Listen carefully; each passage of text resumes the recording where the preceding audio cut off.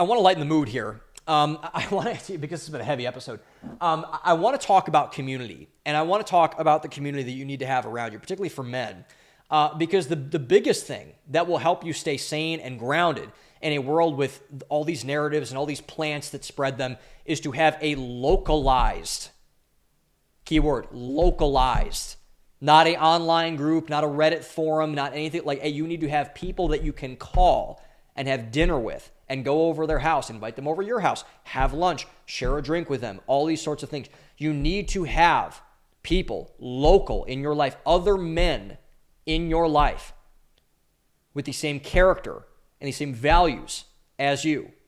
They don't have to agree with everything with you. A lot of my friends don't. But the morality, the goodness, the righteousness that we just talked about, that must be aligned, period. Point blank, full stop. And this is particularly true in relation to men. And this is a very important point. I've talked about this with my friends a lot, and I've talked about it with my parents a lot. I've talked about it with, just because it's one of the most underreported and underrated topics that need to be paid attention to today in our culture. So when asked in a survey about the amount of close friends, the average answer, the most common, not the average answer, I shouldn't say the most common answer for the question was, how many close friends do you call in your life? Do you have in your life that you can call if something goes wrong, I believe. And the most common answer for how many close friends that men have today is 0. That is the most common answer for men to say. How many close friends do you have? None.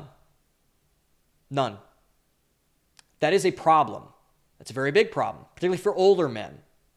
Particularly for older men who are married. So I'm talking to all men here, not just young guys, not just people like me, not just old guys either, but for older men. You need to hear this. For women, it is far higher. So I read a great book. The book that changed my mind about this. I recommend this book to everybody. Max Dickens, who's a British author and a comedian, I believe. He wrote a great book called Billy No Mates. Billy N-O or N-O Mates, like mates or mating on top of it. So Billy No Mates. It is the best book on the male friendship and loneliness epidemic that I have ever read. Ever read. It is so good. I recommend all men need to read it. I needed to read it. Because after that, I was like, oh my gosh, I need to go and fix this problem. So it is the best book on male friendship, male loneliness that I've ever read. And it shows how desperately bad the state of male friendships are in the West, in American life, etc.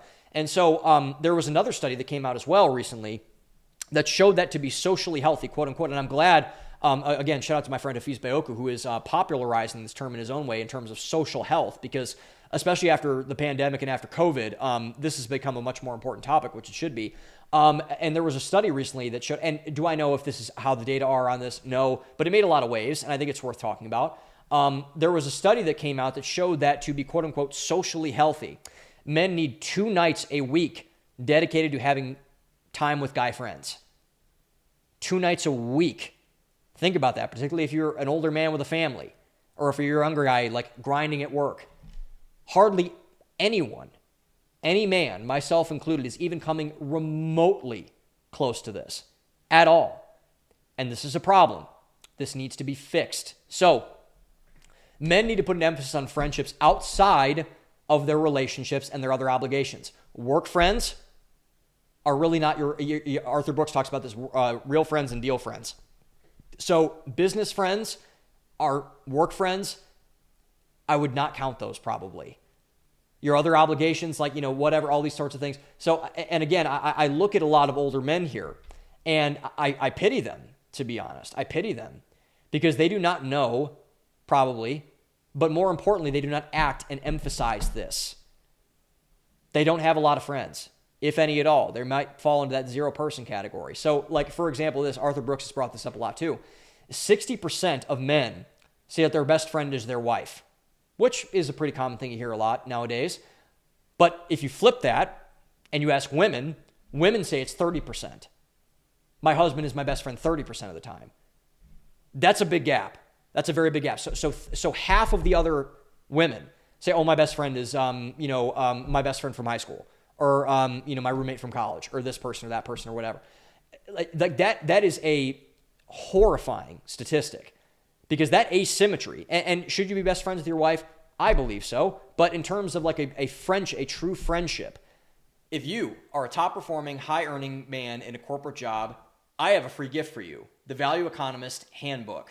In this book, you will find a bulletproof, crystal clear, and step-by-step roadmap to build your values, systematize them into an unbeatable portfolio, and leverage them to create an unshakable identity that leads to fulfillment, meaning, and purpose. So, if you want a free copy, go down to the description below, fill out your information, and we'll send one over to you right away. Now, let's get back to today's video. Like, men need more of these. They need to put emphasis on getting outside, getting out of your bubble, and going out and making friends. So, what I always recommend, go to trusted institutions first. Go to church, go to synagogue, go to mosque, go to, social clubs, all these sorts of things.